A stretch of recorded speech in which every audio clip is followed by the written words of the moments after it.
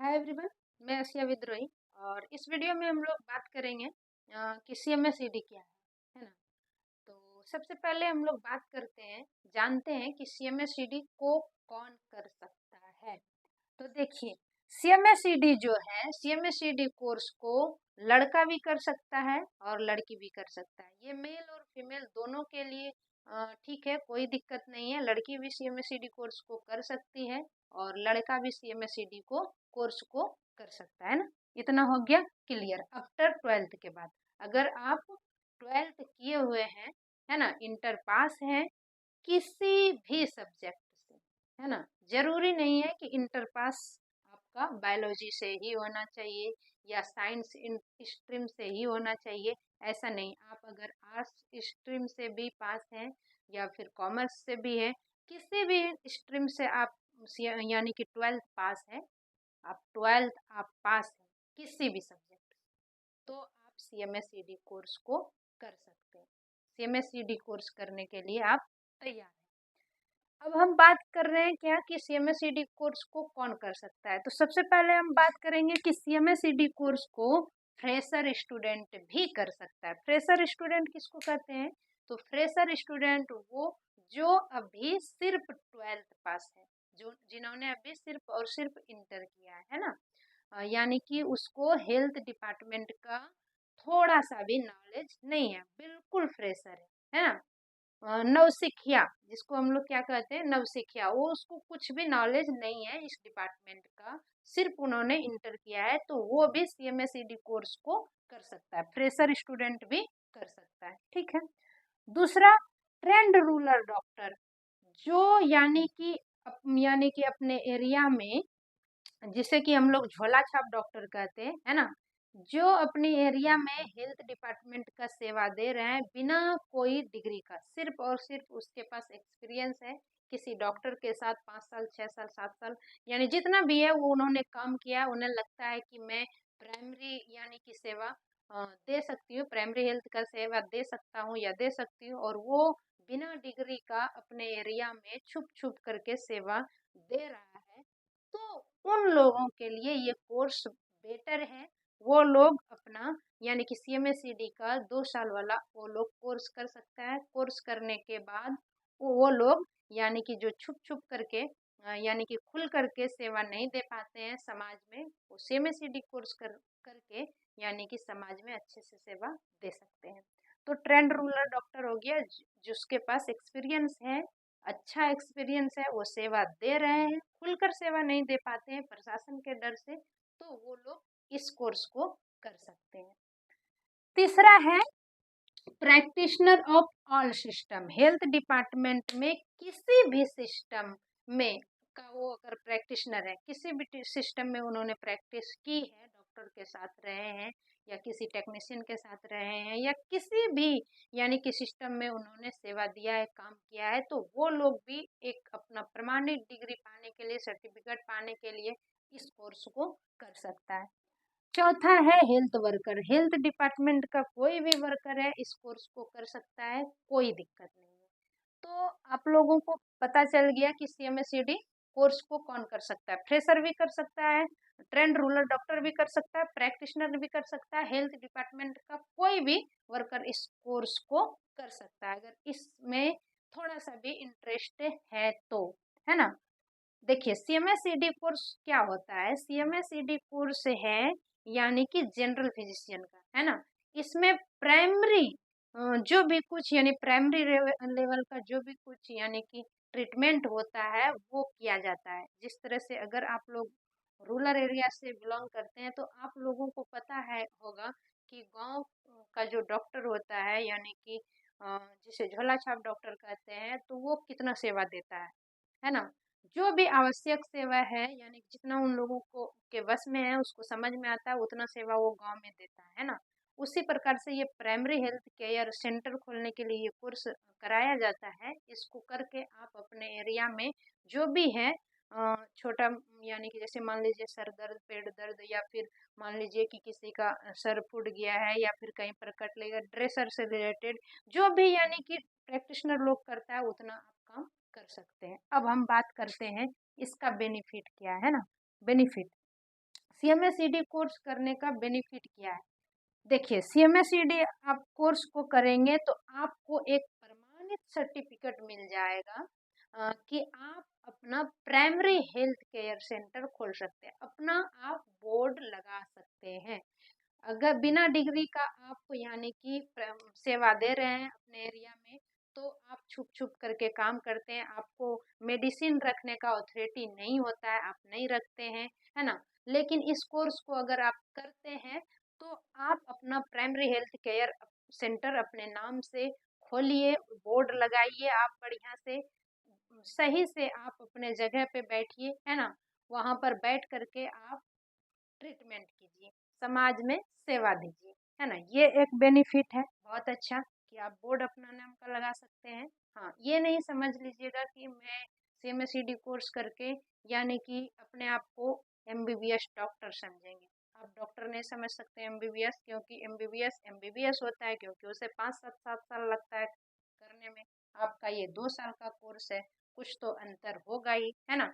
तो आप primary health care centre खोल करके अच्छे से सेवा दे सकते हैं। इसमें नॉलेज की ज़रूरत होती है, इस डिपार्टमेंट में ही नॉलेज की ज़रूरत होती है। जिसे नॉलेज नहीं है वो कुछ नहीं कर सकता है, चाहे हेल्थ डिपार्टमेंट में कोई भी कोर्स यानी किया हुआ हो, है ना। कोई भी बड़ा से बड़ा, छोटा से छोटा, कोई भी वो कोर्स करके बैठा है, लेकिन अगर उसके पास प्रैक्टिस नहीं है, उसके पास एक्सपीरियंस नहीं है, नॉलेज नहीं है, तो कोई काम का नहीं।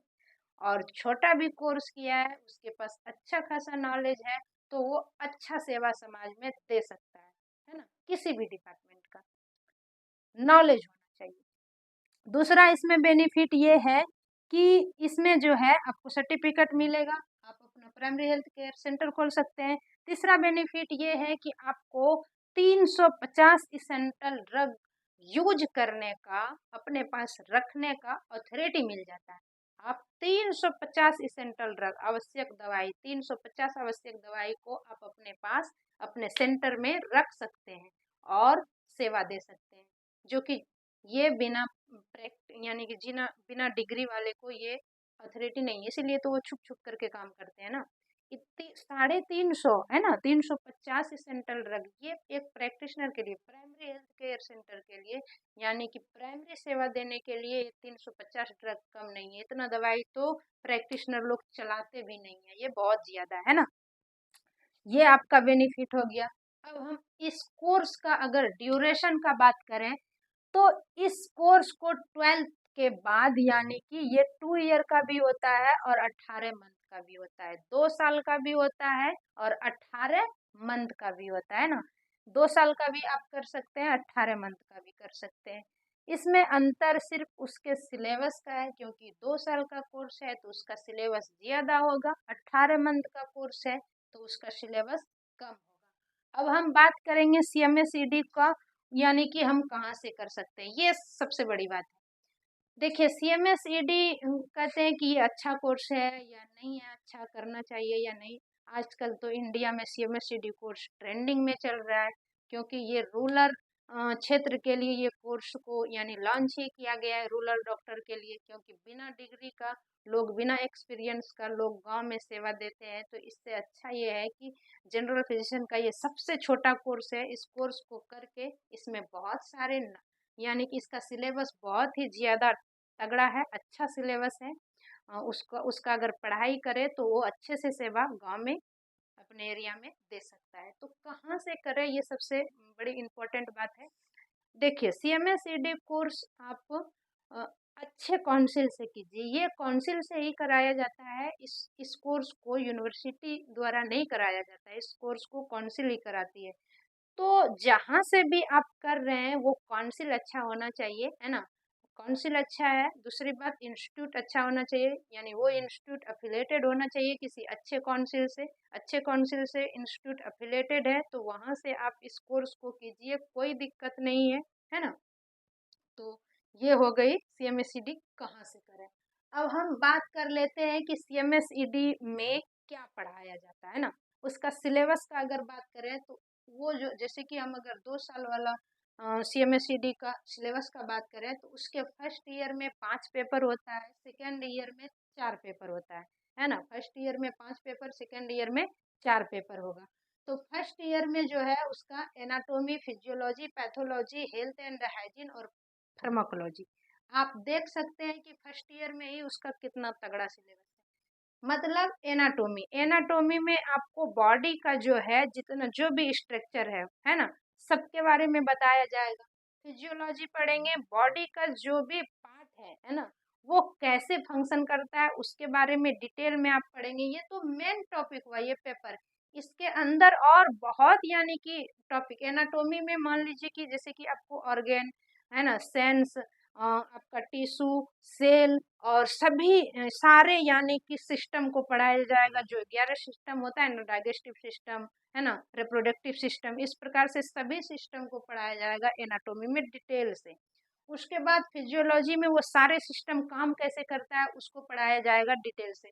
फिर आपका पैथोलॉजी, पैथोलॉजी जो है वो जांच से संबंधित है ना, टेस्ट से संबंधित है, यानी कि ब्लड जांच, आपका मान लीजिए कि टॉयलेट पेशाब जांच, ब्लड जांच है ना। तो इस तरह से सभी प्रकार का जो जांच होता है वो जांच यानी कि किस प्रकार किसके लिए किया जाता है, पैथोलॉजी में वो सारा कुछ आपको पढ़ाया जाएगा। उसके बाद हेल्थ एंड हाइजीन है, तो इसमें आप स्वच्छता का जो है कैसे ध्यान रखें स्वास्थ्य का, तो उसका उसके बारे में पढ़ाया जाएगा। फार्माकोलॉजी में सारे मेडिसिन के बारे में आपको पढ़ाया जाएगा कि कौन सा मेडिसिन कौन से डिजीज के लिए काम आता है। तो इतना सारा कुछ अगर आप पढ़ाई करते हैं, अगर आप एक फ्रेशर स्टूडेंट हैं और आप CMSCD का कोर्स कर रहे हैं और इतना सारा अगर आप पढ़ाई करेंगे, तो फिर ये कोर्स कहाँ से बेकार हो गया, है ना। एक यानी कि सेवा देने के लिए, प्राइमरी सेवा देने के लिए इतना तो काफ़ी है। एनाटॉमी, फिजियोलॉजी, पैथोलॉजी, आपका फार्माकोलॉजी, इतना जानकारी तो आपको दे ही दिया, और क्या चाहिए। उसके बाद अभी सेकेंड ईयर बाकी है। सेकेंड ईयर में आपको मेडिकल जूरिस्प्रूडेंस से रिलेटेड जानकारी दी जाएगी। ऑब्स्टेट्रिक और गायनाकोलॉजी भी है, इसका भी जानकारी दे दिया जाएगा। स्त्री यानी कि प्रसव स्त्री का, और आपका यानी कि शिशु शिशु के बारे में, बच्चे के बारे में भी दिया जाएगा, स्त्री के बारे में भी दिया जाएगा जानकारी। आपका प्रैक्टिस ऑफ मेडिसिन, ये भी एक सिलेबस का टॉपिक है। आपको मेडिसिन का प्रैक्टिस कराया जाएगा सेकेंड ईयर में। Primary health care, primary health care कैसे किया जाता है उसके बारे में डिटेल में आपको पढ़ाया जाएगा। तो ये आपका जो आप देख रहे हैं इसका 5 पेपर, इसका 4 पेपर, ये मेन यानी कि टॉपिक हुआ, ये मेन आपका सब्जेक्ट हो गया। एक तरह से कहिए तो ये सब्जेक्ट हो गया, लेकिन इसके अंदर बहुत कुछ पढ़ाया जाएगा, है ना। ये आपका सिलेबस है, देखिए ये आपका सिलेबस है। ये देखिए, मान लीजिए कि अगर आप फार्माकोलॉजी का बात करते हैं तो देखिए फार्माकोलॉजी में ये इतने सारे ड्रग के बारे में, वो फंक्शन कैसे, ड्रग कहाँ पर काम आता है, कौन से डिजीज में आता है, वो सब कुछ डिटेल में आपको पढ़ाया जाएगा। ऐसा नहीं है कि हवा हवा में उड़ करके कहानी खत्म है, नहीं, आपको बहुत कुछ पढ़ाया जाता है इस CMSCD कोर्स में। अगर हाँ, आप जिस भी इंस्टीट्यूट या काउंसिल से कर रहे हैं वहाँ पर पढ़ाई होना चाहिए। अगर अच्छे से वहाँ के टीचर आपको पढ़ाते हैं, सब कुछ पढ़ाते हैं, सारे टॉपिक को कवर कराते हैं, तो ये CMSCD कोर्स एक प्रैक्टिशनर के लिए, यानी कि आप रूरल एरिया में सेवा देने के लिए, प्राइमरी सेवा देने के लिए बहुत है। इसमें बहुत कुछ पढ़ाया जाता है। आपको इतना सारे ड्रग का भी आपको एक सर्टिफिकेट मिलता है, इतना सारे ड्रग यूज करने का अथॉरिटी मिलता है, और आपको क्या चाहिए। तो ये है यानी कि CMSCD कोर्स।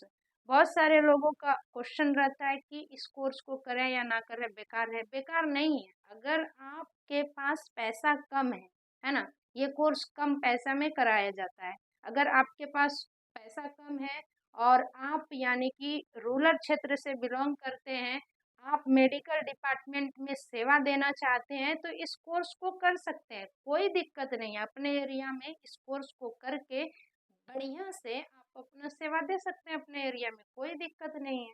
जितना अधिक से अधिक हो सकता है आप सेवा दीजिए, है ना।